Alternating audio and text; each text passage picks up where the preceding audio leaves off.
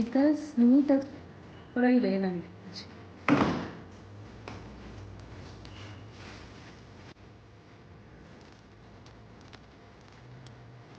ಹೀಗಿದೆ ಮೇಡಮ್.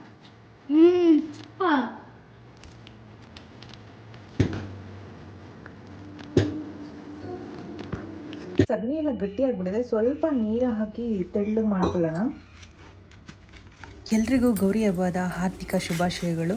ಇದು ಗೌರಿ ಹಬ್ಬದ ದಿನ ಹೇಗಾಯಿತು ನಮ್ಮ ದಿನ ಅನ್ನೋದು ತೋರಿಸ್ತಾ ಇದ್ದೀನಿ. ಇದು ಗೌರಿ ಹಬ್ಬದ ಇಂದಿನ ದಿನ ಏನು ಮಾಡ್ಕೊಂಡು ಪ್ರಿಪ್ರೇಷನ್ ಅನ್ನೋದು ವ್ಲಾಗ್ ಇದೆ. ಯೂಶಲಿ ಎಲ್ಲ ಮನೆ ಕಡೆನೂ ಈ ಮರ ಸಾರಿಸೋರು ಬರ್ತಾರೆ, ಆದರೆ ನಮ್ಮ ಏರಿಯಾದಲ್ಲಿ ಈ ಸಲ ಮರ ಸಾರಿಸೋರು ಬರಲೇ ಇಲ್ಲ.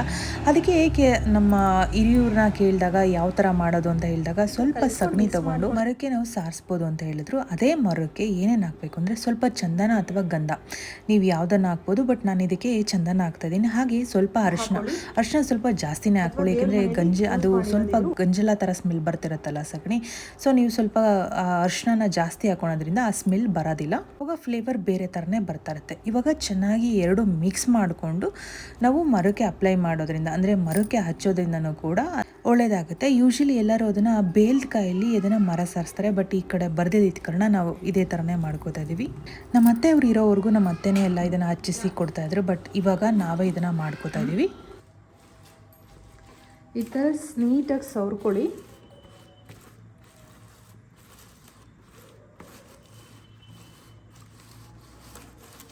ಈ ಥರ ಪ್ರತಿಯೊಂದು ಮೂಲೆಯಲ್ಲೂ ಸಹ ಅದನ್ನು ಹಚ್ಕೋಬೇಕಾಗತ್ತೆ. ಇದಕ್ಕೆ ಇನ್ನೂ ಏನೇನು ಹಾಕ್ತಾರೆ ನನಗೆ ಗೊತ್ತಿಲ್ಲ, ಬಟ್ ನನಗೆ ಗೊತ್ತಿದ್ದು ಮಾತ್ರ ನಾನು ಹಾಕಿ ಅದನ್ನು ಅಪ್ಲೈ ಮಾಡ್ತಾಯಿದ್ದೀವಿ ನಾವು.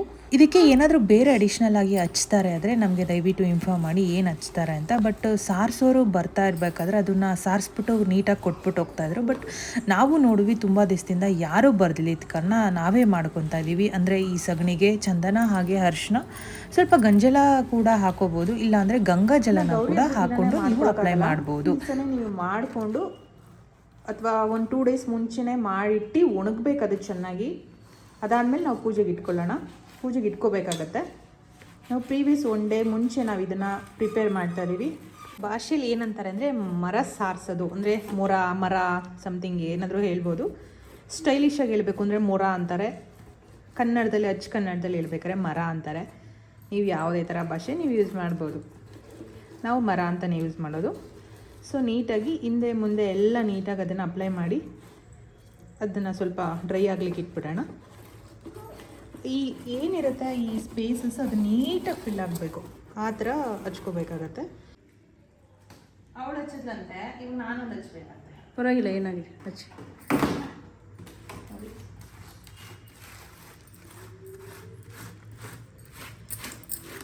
ಗೌರಮ್ಮಂಗೆ ಬೇಜಾರಾಗಬಾರ್ದು. ಯಾಕೆ ದೊಡ್ಡ ಸೊಸೆ ಒಂದು ಚಿಕ್ಕ ಸೊಸೆ, ಅಕ್ಕ ತಂಗಿ ಹಚ್ಚಲಿ ಅಂತ ಏನೋ ನಾನು ಅಂದ್ಕೊಂಡ್ರೆ ಬರೀ ಡೌಗಳು ಫ್ರೆಂಡ್ಸ್, ಬರೀ ಡೌಗಳು. ಏನು ಪಾಪ ಚಿಲ್ಲಿ ಡೌ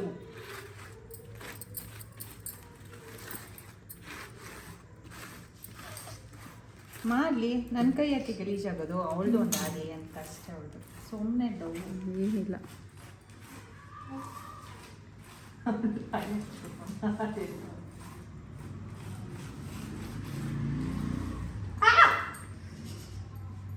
ಅದಕ್ಕೆ ಇನ್ನೊಬ್ರು ಬೈಕ್ ಮಾಡ್ತಾ ಇರೋದನ್ನ ಇದರಿಂದ ಮಾಡಬೇಕು, ನಾನು ಕೊಟ್ಬಿಟ್ರು ಅಂತ ಮಾಡಬಾರ್ದು. ಚುಚ್ಚಿತು ಕಣೆ ಅದು, ಅದನ್ನೇ ಹೇಳ್ತಾ ಇರೋದು. ಈ ಕೋಮಲವಾದ ಕೈಗಳಿಗೆ ಏನಿಲ್ಲ.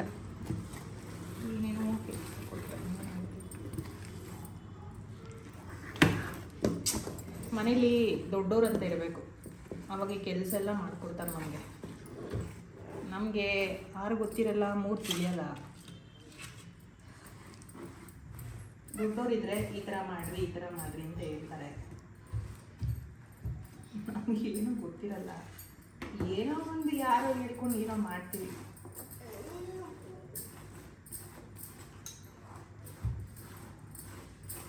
ಇದನ್ನು ಡ್ರೈ ಮಾಡ್ಲಿಕ್ಕೆ ಇಡೋಣ, ಆಚೆ ಇಟ್ಬಿಡೋಣ. ಇಂದಿನ ದಿನವೇ ದೇವ್ರ ಮನೆಯೆಲ್ಲ ನಾವು ನೀಟಾಗಿ ಕ್ಲೀನ್ ಮಾಡ್ಕೊಂಡು ಇಡೋದ್ರಿಂದ ಬೆಳಗ್ಗೆ ಬೇಗ ದೀಪ ಹಚ್ಬೋದು. ಇದು ಬೆಳಗ್ಗೆ ಎದ್ದು ನಾವು ಬಿಟ್ಟಿರೋ ರಂಗೋಲಿ ಬೇಗನೆ ಬಿಟ್ವಿ. ಮಳೆ ಏನಾದರೂ ಬಂದುಬಿಟ್ರೆ ನಾವು ಭಯದಲ್ಲಿ ಸ್ವಲ್ಪ ಚಿಕ್ಕದಾಗೆ ಬಿಟ್ಟಿದ್ದೀವಿ, ಗಣೇಶನ ಹಬ್ಬಕ್ಕೆ ಸ್ವಲ್ಪ ದೊಡ್ಡದಾಗಿ ಬಿಡೋಣ ಅಂತ. ಹಾಗೆ ಮಾರ್ನಿಂಗ್ ಟಿಫನ್ಗೆ ನಾನು ಎರಳಿಕಾಯಿ ಚಿತ್ರಾನ್ನ ಮಾಡ್ಕೊಂಡಿದ್ದೆ. ಯೂಶಲಿ ಎಲ್ಲರಿಗೂ ಗೊತ್ತು ಇದು ಮಾಡೋದು. ಎಣ್ಣೆ ಆಗಿ ಸಾಸಿವೆ, ಕಡಲೆ ಬೀಜ, ಸ್ವಲ್ಪ ಕರಿಬೇವಿನ ಸೊಪ್ಪು ಹಾಕಿ ಚೆನ್ನಾಗಿ ಫ್ರೈ ಮಾಡ್ಕೋಬೇಕಾಗುತ್ತೆ. ಹಾಗೆ ಕಡಲೆ ಬೀಜನ ಫ್ರೈ ಮಾಡ್ಕೊಂಡಾದ್ಮೇಲೆ ಅದನ್ನು ನೀಟಾಗಿ ಒಂದು ಬೌಲ್ಗೆ ಶಿಫ್ಟ್ ಮಾಡ್ಕೊಂಡ್ಬಿಡಿ, ಅಂದರೆ ಸ್ವಲ್ಪ ಕ್ರಿಸ್ಪಿನೆಸ್ ಇರುತ್ತೆ ಅಂತ.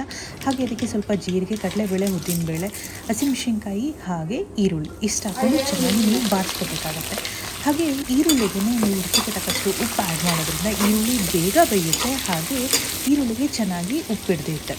ರುಚಿಗೆ ತಕ್ಕಷ್ಟು ಉಪ್ಪು ಆ್ಯಡ್ ಮಾಡಿಕೊಂಡು ಒಂದು ಅರ್ಧ ಟೀ ಸ್ಪೂನಷ್ಟು ನೀವು ಶುಂಠಿ ಬೆಳ್ಳುಳ್ಳಿ ಪೇಸ್ಟ್ ಹಾಕ್ಕೊಳ್ಳಿ. ಇದ್ರ ಜೊತೆಗೆ ಸ್ವಲ್ಪ ನೀವು ಚಕ್ಕೆ ಲವಂಗ ಪೌಡ್ರು ಕೂಡ ಹಾಕೋದ್ರಿಂದ ಸ್ವಲ್ಪ ಮಸಾಲೆ ಫ್ಲೇವರ್ ಇರುತ್ತೆ. ಬಟ್ ನಾನು ಅದನ್ನು ಹಾಕಿಲ್ಲ, ನೀವು ಬೇಕು ಅಂದರೆ ಹಾಕ್ಕೋಬೋದು. ಈಗ ಚೆನ್ನಾಗಿ ಇದು ಫ್ರೈ ಆಗಿದೆ, ಇಷ್ಟ ಆಗಿದರೆ ಸಾಕು. ಇವಾಗ ಸ್ಟವ್ ಆಫ್ ಮಾಡಿ ಅದಾದಮೇಲೆ ನಾವು ಅರಿಶಿನ ಹಾಕಬೇಕಾಗತ್ತೆ, ಏಕೆಂದರೆ ಕಹಿ ಬರೋ ಚಾನ್ಸಸ್ ಇರುತ್ತೆ ಎರಳಿಕಾಯಿ ಹಾಕೋದ್ರಿಂದ. ಈಗ ಎರಳಿಕಾಯಿ ತೊಗೊಂಡು ಒಂದು ಅರ್ಧ ಕಟ್ ಮಾಡಿಕೊಂಡು ಹಾಕೊಳ್ಳೋಣ. ಈ ಎರಳಿಕಾಯಿ ಅಂತೂ ತುಂಬ ಹೆಲ್ತ್ಗೆ ಒಳ್ಳೆಯದು. ಈ ಪಿತ್ತ ಆಗಿದ್ದರೆ ಎರಳಿಕಾಯಿ ಜ್ಯೂಸ್ ಮಾಡ್ಕೊಂಡು ಕುಡಿಬೋದು. ಹಾಗೆ ಈ ಎರಳಿಕಾಯಿ ಚಿತ್ರಾನ್ನ ನೀವು ತಿನ್ನೋದ್ರಿಂದ ಈ ಪಿತ್ತ ಆಗಿ ಕೆಲವರಿಗೆ ವಾಂತಿ ಆಗ್ತಿರತ್ತಲ್ಲ, ಅದು ಕಂಪ್ಲೀಟಾಗಿ ಕಮ್ಮಿ ಆಗುತ್ತೆ. ಹಾಗೆ ಈ ಗ್ಯಾಸ್ಟ್ರಿಕ್ ಸಮಸ್ಯೆ ಯಾರಿಗಾದ್ರೂ ಇದ್ದರೆ ಈ ಎರಳಿಕಾಯಿ ಚಿತ್ರಾನ್ನ ತಿನ್ನೋದ್ರಿಂದ ನಿಮಗೆ ಕಂಪ್ಲೀಟಾಗಿ ಕಮ್ಮಿ ಆಗುತ್ತೆ ಅಂತ ಹೇಳ್ತಾರೆ. ಎರಳಿಕಾಯಿ ಅಷ್ಟು ಒಂದು ಔಷಧಿ ಗುಣ ಇರೋದು ಎಲ್ಲೂ ಸಿಗೋದಿಲ್ಲ, ಅಷ್ಟು ಹೆಲ್ದಿ ಫುಡ್ ಇದು. ನೀವು ಎರಳಿಕಾಯಿ ಚಿತ್ರಾನ್ನ ಹಾಗೆ ಎರಳಿಕಾಯ್ದು ಉಪ್ಪಿನಕಾಯಿ ಏನೇನು ಬರುತ್ತೋ ಅದನ್ನೆಲ್ಲ ನೀವು ಟ್ರೈ ಮಾಡಿ. ಸೇಮ್ ಇದಕ್ಕೆ ನಾವು ಲೆಮನ್ ರೈಸ್ ಅಥವಾ ಚಿತ್ರಾನ್ನ ಹೇಗೆ ಮಾಡ್ತೀವೋ ಸೇಮ್ ಹಾಗೇ ಮಾಡೋದು. ಇದಕ್ಕೆ ಏನೋ ಡಿಫ್ರೆಂಟ್ ಏನೇ ಇಲ್ಲ. ಇದಕ್ಕೆ ನಿಂಬೆಹಣ್ಣು ಬದಲು ಎರಳಿಕಾಯಿ ಹಾಕೋದು ಅಷ್ಟೇ. ಈಗ ನಾವು ಕೊತ್ತಂಬರಿ ಸೊಪ್ಪು ಹಾಗೆ ಸ್ವಲ್ಪ ತೆಂಗಿನಕಾಯಿ ತುರಿ ಹಾಕೊಳ್ಳೋಣ. ತೆಂಗಿನಕಾಯಿ ತುರಿ ಅಂತೂ ತುಂಬ ಟೇಸ್ಟ್ ಕೊಡುತ್ತೆ ಹೀಗೆ. ಹಾಗೆ ನಾವು ಕದ್ದು ಎತ್ತಿಟ್ಕೊಂಡಿರೋ ಕಡಲೆ ಬೀಜ ಅದನ್ನು ಕೂಡ ಹಾಕ್ಕೊಳ್ಳಿ, ತುಂಬ ಟೇಸ್ಟಾಗಿರುತ್ತೆ. ಹಾಗೆ ತೆಂಗಿನಕಾಯಿ ತುರಿ, ನೀವು ತೆಂಗಿನಕಾಯಿ ತುರಿ ಎಷ್ಟನ್ನ ಹಾಕ್ಬೋದು, ತುಂಬ ಚೆನ್ನಾಗಿರುತ್ತೆ. ಆದರೆ ಸ್ವಲ್ಪ ಜಾಸ್ತಿ ಹೊತ್ತು ಇಡೋಕ್ಕಾಗಲ್ಲ, ಏಕೆಂದರೆ ಅದು ತೆಂಗಿನಕಾಯಿ ತುರಿ ಹಾಕಿರೋದ್ರಿಂದ ಸ್ವಲ್ಪ ಬೇಗ ಸ್ಮೆಲ್ ಬಂದುಬಿಡುತ್ತೆ. ಅಂದರೆ ಬಿಸಿಲಿಗೆ ಅದು ಕೆಡೋ ಚಾನ್ಸಸ್ ಇರುತ್ತೆ. ಈಗ ಚೆನ್ನಾಗಿ ಮಿಕ್ಸ್ ಮಾಡಿಕೊಂಡ್ರೆ ನಮ್ಮ ಎರಳಿಕಾಯಿ ಚಿತ್ರಾನ್ನ ಓಕೆ. ಬಟ್ ಸ್ವಲ್ಪ ಅದಕ್ಕೆ ಅರಿಶಿನ ಕಮ್ಮಿ ಅನಿಸ್ತು, ಸೊ ಅದಕ್ಕೆ ನಾನು ಇನ್ನೊಂದು ಸ್ವಲ್ಪ ಅರಿಶಿನ ಆ್ಯಡ್ ಮಾಡ್ಕೋತಾ ಇದ್ದೀನಿ. ಇದು ಗೊಜ್ಜು ರೆಡಿ ಇದೆ. ಮ್ಯಾಕ್ಸಿಮಮ್ ನೀವು ಫ್ರಿಜ್ಜಲ್ಲಾದರೆ ಒಂದು 2-3 ಡೇಸ್ ಆದರೂ ಇಟ್ಕೋಬೋದು, ತುಂಬ ಚೆನ್ನಾಗಿರುತ್ತೆ. ಈಗ ನಾನು ಮಗುಗೆ ಕಲಸಿ ಕೊಡ್ತಾ ಇದ್ದೀನಿ, ನೋಡೋಣ ಹೇಗೆ ಹೇಳ್ತಾನೆ ಅಂತ. ಹೇಗಿದೆ ಬಂಗಾರ? ಸೂಪರ್. ಏನದು ಮಾಡಿರೋದು ನಾನು? ಚಿತ್ರಾನ್ನ. ಏನು ಚಿತ್ರಾನ್ನ? ನಂದು 4th ಡೇ ಆಗಿರೋದ್ರಿಂದ ನಾನು ದೇವ್ರ ಪೂಜೆಗೆ ಏನೂ ಹೋಗಲಿಲ್ಲ, ಎಲ್ಲ ನಿರ್ಮಲನೇ ಮಾಡಿಕೊಂಡ್ರು. ಹಬ್ಬದ ಹಾರ್ದಿಕ ಶುಭಾಶಯಗಳು. ಬರೀ ಗೌರಿ ಸಾಕ? ನಾಳೆ ಗಣೇಶ, ನಾಳೆ ವಿಶ್ ಮಾಡೋಣ ಗಣೇಶ. ಏನು ಮಾಡ್ತಿದ್ಯಾ ಹೇಳು? ಗೌರಮ್ಮಂಗೆ ಮಡ್ಲು ತುಂಬ್ತಾ ಇದ್ದೀವಿ. ಸ್ವಲ್ಪ ವಾಯ್ಸ್ ಕೊಡಮ್ಮ. ಗೌರಮ್ಮಂಗೆ ಮಡ್ಲು ತುಂಬ್ತಾ ಇದ್ದೀವಿ.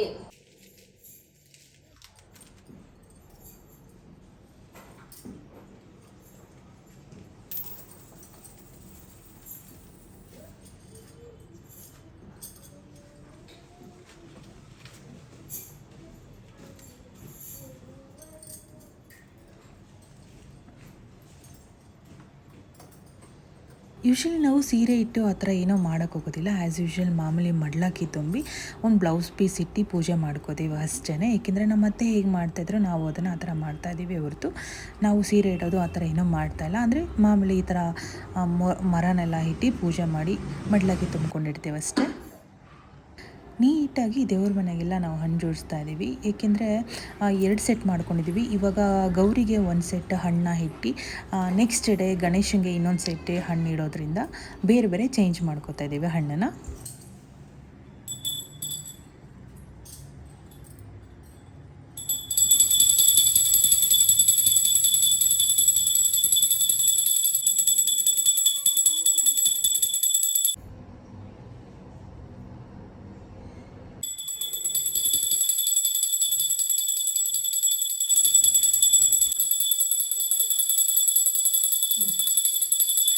ಈಗ ಪೂಜೆ ಎಲ್ಲ ಮಾಡಿದಾಗಿದೆ.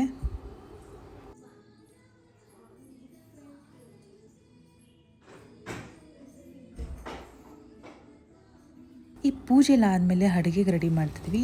ಅಡುಗೆಗೆ ನುಗ್ಗೆಕಾಯಿ ಸಾಂಬಾರು ಮಾಡ್ತಾಯಿದ್ವಿ. ನುಗ್ಗೆಕಾಯಿನ ಸಪ್ರೇಟಾಗಿ ನಾವು ಬೇಯಿಸಿ ಹಾಕೋದ್ಕಿಂತ ಈರುಳ್ಳಿ, ಟೊಮೆಟೊ, ಕರಿಬೇವು, ಸ್ವಲ್ಪ ಜೀರಿಗೆ, ಸಾಸಿವೆ ಹಾಕಿ ಚೆನ್ನಾಗಿ ಫ್ರೈ ಮಾಡ್ಕೊಬೇಕು. ಫಸ್ಟೇ ಫ್ರೈ ಮಾಡಿಕೊಂಡು ಅದಕ್ಕೆ ರುಚಿಗೆ ತಕ್ಕಷ್ಟು ಉಪ್ಪು ಆ್ಯಡ್ ಮಾಡಿಬಿಟ್ಟು ಅದನ್ನು ಮುಚ್ಚಿ ಬೇಯಿಸೋದ್ರಿಂದ ತುಂಬ ಟೇಸ್ಟ್ ಚೆನ್ನಾಗಿರುತ್ತೆ. ಈವನ್ ಮದುವೆ ಮನೇಲಿ ಮಾಡ್ತಾರಲ್ಲ ಆ ಥರ ಟೇಸ್ಟ್ ಇರುತ್ತೆ. ಅದಾದಮೇಲೆ ಒಂದು ಸ್ವಲ್ಪ ನೀರು ಆ್ಯಡ್ ಮಾಡಿ ನೀವು ಅದನ್ನು ಲಿಡ್ ಕ್ಲೋಸ್ ಮಾಡಿ ಬೇಯಿಸ್ಕೊಳ್ಳಿ, ತುಂಬ ರುಚಿಯಾಗಿರುತ್ತೆ. ಈಗ ನಾನು ಅದಕ್ಕೆ ಸಾಂಬಾರು ಪುಡಿ ಒಂದು 4 ಟೊಮೆಟೊನ ನಾನು ಬೇಯಿಸ್ಕೊಂಡಿದ್ದೆ ಮೊದಲೇ. ಹಾಗೆ ಸ್ವಲ್ಪ ಈರುಳ್ಳಿ, ನಾವು ಬೇಳೆ ಏನು ಕಟ್ಟು ಬೇಯಿಸ್ಕೊಂಡಿರ್ತೀವಿ ಅದನ್ನು ಇಷ್ಟು ಹಾಕ್ಕೊಂಡು ಚೆನ್ನಾಗಿ ಮಿಕ್ಸ್ ಮಾಡ್ಕೊಳ್ಳಿ. ನಾನು ಅದಕ್ಕೆ ಖಾರಕ್ಕೆ ತೆಂಗಿನಕಾಯಿ ತುರಿ, ಬೇಯಿಸಿರೋ ಟೊಮೆಟೊ ಹಾಗೆ ಸಾಂಬಾರು ಪುಡಿ ಇಷ್ಟಷ್ಟೇ ಹಾಕ್ಕೊಂಡಿರೋದು. ಈಗ ಹಾಕ್ಕೊಂಡು ಆ ಮಸಾಲೆಗೆ ಹಾಕಿ ನಾನು ಬೇಳೆ ಕಟ್ಟನ್ನ ಹಾಕಿ ಮಿಕ್ಸ್ ಮಾಡ್ತಿದ್ದೀನಿ. ಈಗ ಸೈಡ್ ಡಿಶ್ಗೆ ಡ್ರೈ ಗೋಬಿ ಮಾಡೋಣ ಅಂತ ಅದನ್ನು ಚೆನ್ನಾಗಿ ಬಿಡಿಸ್ಕೊತಾ ಇದ್ದೀವಿ. ಇದನ್ನು ಬಿಡಿಸ್ಕೊಂಡಾದ್ಮೇಲೆ ನಾವು ಸ್ವಲ್ಪ ಅರಿಶಿನ ಉಪ್ಪು ಹಾಕಿ ಬಿಸಿ ನೀರಲ್ಲಾದರೂ ನೆನೆಸಿಡ್ಬೋದು, ಅಥವಾ ನಾವು ಬಿಸಿ ನೀರಿಗೆ ಹಾಕಿ ಒಂದು 5 ನಿಮಿಷ ಕುದಿಸಿ ತೆಗಿಬೋದು. ನಿರ್ಮಲ ಮುದ್ದೆ ಮಾಡ್ತಿದ್ದಾರೆ.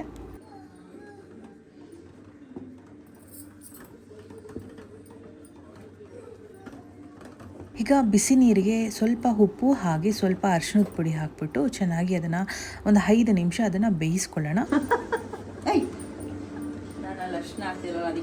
ನಮ್ಮ ಮನೇಲಿ 4 ಬೊಡ್ನಲ್ಲಿ ಇರೋದ್ರಿಂದ ಈ ಅಡುಗೆ ಅಂತೂ ಫಟಾಫಟ್ ಅಂತ ರೆಡಿ ಆಗ್ತಿರುತ್ತೆ. ಒಂದು ಕಡೆ ಅನ್ನ ಮುದ್ದೆ, ಒಂದು ಕಡೆ ಗೋಬಿಗೆ ರೆಡಿ ಮಾಡ್ತಿದ್ದೀನಿ, ಒಂದು ಕಡೆ ಸಾಂಬಾರು ರೆಡಿ ಆಗ್ತಿದೆ, ಈ ಒಂದು ಕಡೆ ಮುದ್ದೆ ರೆಡಿ ಆಗ್ತಿದೆ. ಎಷ್ಟು ಚೆನ್ನಾಗಿ ಬೇಗ ಬೇಗ ಅಡುಗೆ ಆಗ್ಬಿಡುತ್ತೆ ಅಂದರೆ ವಿತಿನ್ 1 ಅವರಲ್ಲಿ ನೀವು ಯಾವುದೇ ಥರ ವೆರೈಟಿ ಅಡುಗೆ ಮಾಡ್ಬೋದು. ಹಾಗೆ ನಿರ್ಮಲ ಚಪಾತಿಗೆ ರೆಡಿ ಮಾಡ್ತಿದ್ದಾರೆ.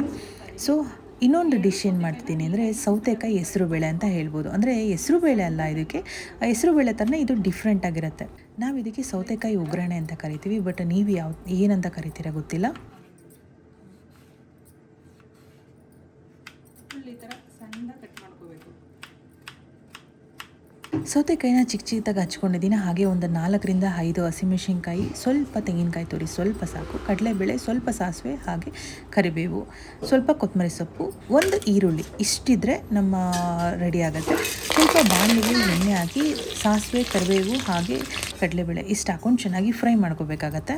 ಹಾಗೆ ಅದಕ್ಕೇ ಈರುಳ್ಳಿ ಹಾಗೆ ನೀವು ಖಾರಕ್ಕೆ ಎಷ್ಟು ನೋಡ್ಕೊಂಡು ಹಸಿಮೆಣಸಿನ್ಕಾಯಿ ಆ್ಯಡ್ ಮಾಡ್ಕೊಳ್ಳಿ. ಅದಕ್ಕೆ ಖಾರದ ಪುಡಿ ಏನೂ ಹಾಕೋದು ಬೇಡ, ಬರೀ ಹಸಿಮೆಣಸಿನ್ಕಾಯಿ ಹಾಕಿದ್ರೆ ತುಂಬ ಟೇಸ್ಟ್ ಚೆನ್ನಾಗಿರುತ್ತೆ. ಈಗ ರುಚಿಗೆ ತಕ್ಕಷ್ಟು ಉಪ್ಪು ಆ್ಯಡ್ ಮಾಡ್ಕೊಳ್ಳಿ. ನಿಮಗೆ ಎಷ್ಟು ಬೇಕೋ ಅಷ್ಟು ಉಪ್ಪು ಆ್ಯಡ್ ಮಾಡ್ಕೊಳ್ಳಿ. ನಾನು 1.5 ಸ್ಪೂನಷ್ಟು ಉಪ್ಪು ಆ್ಯಡ್ ಮಾಡ್ಕೊಂಡಿದ್ದೀನಿ. ಉಪ್ಪೆಲ್ಲ ಆ್ಯಡ್ ಮಾಡಾದಮೇಲೆ ನೀವು ಸ್ಟವ್ ಆಫ್ ಮಾಡಿಬಿಡಿ, ಯಾವುದೇ ಕಾರಣಕ್ಕೂ ಆನಲ್ಲಿ ಇಡಬಾರ್ದು. ಆಫ್ ಮಾಡಾದಮೇಲೆ ನಾವು ಸ್ವಲ್ಪ ಅದು ತಣ್ಣಗಾಗಬೇಕು, ಅಂದರೆ ಸ್ವಲ್ಪ ಬಿಸಿನೇ ಇರಬೇಕು. ಹಾಗಂತ ತುಂಬ ಬಿಸಿ ಅಲ್ಲ, ಸ್ವಲ್ಪ ವಾಮಲ್ಲಿದ್ದರೆ ಸಾಕು. ಆಗ ಈರುಳ್ಳಿ ಹಾಗೆ ಕೊತ್ತಂಬರಿ ಸೊಪ್ಪನ್ನ ಹಾಕಿ ಚೆನ್ನಾಗಿ ಮಿಕ್ಸ್ ಮಾಡ್ಕೊಳ್ಳಿ.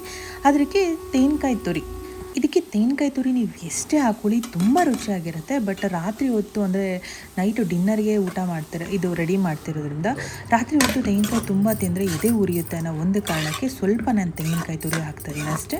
ಬಟ್ ತೆಂಗಿನಕಾಯಿ ತುರಿ ನೀವು ಎಷ್ಟೇ ಹಾಕ್ಕೊಂಡ್ರೆ ತುಂಬ ಚೆನ್ನಾಗಿರುತ್ತೆ. ಇಷ್ಟು ಹಾಕಿ ಚೆನ್ನಾಗಿ ನೀವು ಮಿಕ್ಸ್ ಮಾಡಿಕೊಂಡ್ರೆ ಸೌತೆಕಾಯಿ ಒಗ್ಗರಣೆ ರೆಡಿಯಾಗಿರುತ್ತೆ. ನಾವು ಯಾವಾಗಲೂ ಕೋಸಂಬರಿ ಮಾಡ್ಕೊಳ್ಳೋ ಬದಲು ಈ ಥರ ನೀವು ಒಂದ್ಸಲ ಟ್ರೈ ಮಾಡಿ ನೋಡಿ, ಅದ್ಭುತವಾಗಿರುತ್ತೆ ಟೇಸ್ಟ್ ಅಂತೂ. ನೀವೇನಾದರೂ ಆಲ್ರೆಡಿ ಟ್ರೈ ಮಾಡಿ ಟೇಸ್ಟ್ ಮಾಡಿದರೆ ಓಕೆ, ಬಟ್ ಟ್ರೈ ಮಾಡಿಲ್ಲ, ನೀವು ಟೇಸ್ಟ್ ಮಾಡಿಲ್ಲ ಅಂದರೆ ಒಂದು ಸಲ ಟ್ರೈ ಮಾಡಿ, ಸೂಪರಾಗಿರುತ್ತೆ. ಈಗ ಗೋಬಿ ಒಂದು ಕಡೆ ಎಲ್ಲ ಹೂಕೋಸು ಚೆನ್ನಾಗಿ ಅಂದರೆ ಅರ್ಧ ಬೆಂದು ರೆಡಿಯಾಗಿದೆ. ಅಂದರೆ ಸ್ವಲ್ಪ ಅರಿಶಿಣದ ಪುಡಿ ಹಾಗೆ ಬಿಸಿ ನೀರಲ್ಲಿ ಹಾಕಿದ ಕಾರಣ ಅದು ಸ್ವಲ್ಪ ಒಂದು 50% ಅಲ್ಲ, ಒಂದು 40% ಬೆಂದಿದೆ. ಅಥವಾ ನೀವು ಬಿಸಿ ನೀರಿಗೆ ಹಾಕ್ಕೊಂಡಾದರೂ ಎತ್ಕೊಳ್ಬೋದು. ನಾನು ಸ್ವಲ್ಪ ದೊಡ್ಡದಾಗಿ ಕಟ್ ಮಾಡೋದ್ರಿಂದ ಅದು ಸ್ವಲ್ಪ ಬೇಯಿಸ್ಕೊಂಡಿದ್ದೀನಿ. ಇದಕ್ಕೆ 1 ಸ್ಪೂನಷ್ಟು ನೀವು ಅಕ್ಕಿ ಹಿಟ್ಟು ಹಾಗೆ 2 ಸ್ಪೂನಷ್ಟು ನೀವು ಕಾರ್ನ್ಫ್ಲೋರ್ ಹಾಕೋಬೇಕಾಗತ್ತೆ. ಹಾಗೆ ರುಚಿಗೆ ತಕ್ಕಷ್ಟು ಉಪ್ಪು, ಒಂದು ಅರ್ಧ ಟೀ ಸ್ಪೂನಷ್ಟು ಶುಂಠಿ ಬೆಳ್ಳುಳ್ಳಿ ಪೇಸ್ಟು, 1.5 ಸ್ಪೂನಷ್ಟು ಖಾರದ ಪುಡಿ, ಸ್ವಲ್ಪ ನೀವು ಚಿಕನ್ ಮಸಾಲ, ಗರಂ ಮಸಾಲ ಆ್ಯಡ್ ಮಾಡಿಕೊಂಡ್ರು ತುಂಬ ಟೇಸ್ಟ್ ಚೆನ್ನಾಗಿರುತ್ತೆ. ನಾನು ಅದನ್ನು ಒಂದು ಅರ್ಧ ಸ್ಪೂನಷ್ಟು ಆ್ಯಡ್ ಮಾಡಿ ಚೆನ್ನಾಗಿ ಕಲಿಸ್ಕೊಳ್ಳೋಣ. ಫಸ್ಟು ನೀವು ಡ್ರೈ ಆಗಿ ಕಲಿಸ್ಕೋಬೇಕಾಗತ್ತೆ. ನೀವು ಡ್ರೈ ಆಗಿ ಕಲಿಸ್ಕೊಂಡು ಚೆನ್ನಾಗಿ ಮಿಕ್ಸ್ ಮಾಡಾದ ನಂತರ ನೀವು ಸ್ವಲ್ಪ ನೀರು ಆ್ಯಡ್ ಮಾಡ್ಕೊಳ್ಳಿ. ಸ್ವಲ್ಪನೇ ಆ್ಯಡ್ ಮಾಡ್ಕೊಳ್ಳಿ, ಜಾಸ್ತಿ ಆ್ಯಡ್ ಮಾಡ್ಕೊಳ್ಳೋಕೆ ಹೋಗ್ಬಿಡಿ. ಸ್ವಲ್ಪ ಅದು ಜಾಸ್ತಿ ಡ್ರೈ ಥರನೇ ಇರಬೇಕು. ಈಗ ಚೆನ್ನಾಗಿ ಮಿಕ್ಸ್ ಮಾಡಿಕೊಂಡು ಅದು ಕೋಟಿಂಗ್ ರೆಡಿ ಮಾಡ್ಕೊಳ್ಳಿ. ಕೋಟಿಂಗ್ ಸ್ವಲ್ಪ ಅದಕ್ಕೆ ಜಾಸ್ತಿನೂ ಇರಬಾರ್ದು, ಸ್ವಲ್ಪ ಕಾರ್ನ್ಫ್ಲೋರು ಎಲ್ಲ ನೀವು ಸ್ವಲ್ಪ ಕಮ್ಮಿಯೇ ಹಾಕ್ಕೊಳ್ಳಿ ನೋಡ್ಕೊಂಡು ಕ್ವಾಂಟಿಟಿನ. ಇವಾಗ ಅದು ಹೇಗಿರಬೇಕು ಅಂದರೆ ಗೋಬಿ ಅರ್ಧ ಕಾಣ್ತಾ ಇರಬೇಕು, ಅರ್ಧ ಕಾಣ್ತಾ ಇರಬಾರ್ದು, ಆ ಥರ ಇರಬೇಕು. ಅದಕ್ಕೆ ಸ್ವಲ್ಪ ಎಳ್ಳು ಹಾಕ್ಕೊಳ್ಳಿ, ತುಂಬ ಟೇಸ್ಟ್ ಚೆನ್ನಾಗಿರುತ್ತೆ. ಇದ್ರೆ ಹಾಕ್ಕೊಳ್ಳಿ, ಇಲ್ಲಾಂದರೆ ನೀವು ಟೋಟಲಿ ಸ್ಕಿಪ್ ಮಾಡ್ಕೊಬೋದು. ಬಟ್ ಹಾಕ್ಕೊಂಡ್ರೆ ತುಂಬ ಚೆನ್ನಾಗಿರುತ್ತೆ. ಈಗ ಒಂದು ಕಡಾಯಲ್ಲಿ ಎಣ್ಣೆ ಹಾಕ್ಕೊಂಡಿದ್ದೀನಿ, ಚೆನ್ನಾಗಿ ಇದನ್ನು ಫ್ರೈ ಮಾಡ್ಕೊಳ್ಳೋಣ.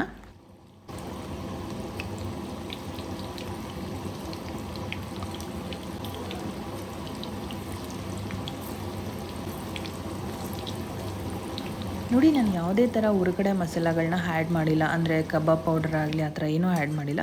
ಬರೀ ನಾನು ಅಕ್ಕಿ ಹಿಟ್ಟು ಕಾರ್ನ್ಫ್ಲೋರ್ ಅಷ್ಟೇ ಆ್ಯಡ್ ಮಾಡಿರೋದು. ನೋಡಿ, ಯಾವುದೇ ಥರ ನಾವು ಕಡಾಗೆ ಅದು ಸ್ಟಿಕ್ ಆಗದೆ ನೀಟಾಗಿ ಇದು ಬರ್ತಾ ಇದೆ. ನೀವು ಅಷ್ಟೇ ಯಾವುದೇ ಥರ ಆರ್ಟಿಫಿಷಿಯಲಾಗಿ ಯಾವುದೇ ಥರ ಪೌಡ್ರ್ ಆ್ಯಡ್ ಮಾಡಿದೆ, ಈ ಥರ ನ್ಯಾಚುರಲಾಗಿ ಕಾರ್ನ್ಫ್ಲೋರ್ ಅಕ್ಕಿ ಹಿಟ್ಟು ಸಾಕು, ಇಷ್ಟೇ ಆಗಿದ್ರೆ ಸಾಕು. ನೀವು ಕ್ರಿಸ್ಪಿನೆಸ್ ಅಂತೂ ಅಲ್ಟಿಮೇಟ್ ಆಗಿರುತ್ತೆ. ಕ್ರಿಸ್ಪಿನೆಸ್ಸು ಚೆನ್ನಾಗಿ ಫ್ರೈ ಮಾಡ್ಕೊಳ್ಳೋಣ. ನೋಡಿ ಎಷ್ಟು ಕ್ರಿಸ್ಪಿ ಆಗಿದೆ. ಈಗ ರೆಡಿ ಆಗಿದೆ. ಈಗ ಒಂದು ಬೌಲ್ಗೆ ಶಿಫ್ಟ್ ಮಾಡ್ಕೊಳ್ಳಿ ಅದನ್ನು.